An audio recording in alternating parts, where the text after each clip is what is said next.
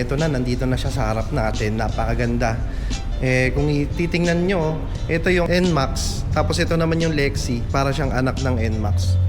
Pero maraming pinagkaiba, although pareho sila na 155cc kung titingnan nyo. Pati yung manibela, almost the same. Pati yung banda dito, halos pareho. Then, ang maganda lang sa kanya, itong harapan, meron ng apakan dito. Tapos yung gasolina, malamang lang dito yan sa loob. At ayan, maganda sa kanya, radiator.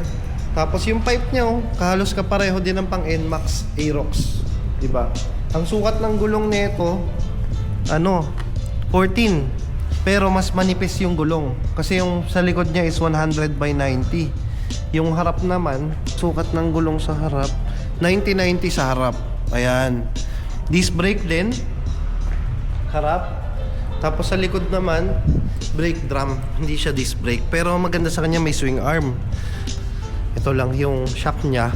Tapos, pati yung sa CVT, parang halos pareho siya ng NMAX B2 at Aerox B2. Grab bar, ito maganda din. Emblem na 155LX.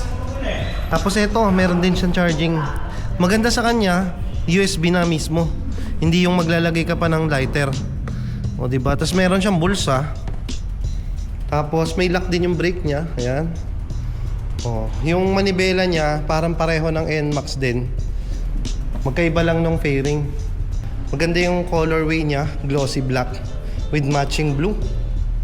Then yung 155LX. So Blue Core Technology, 155cc.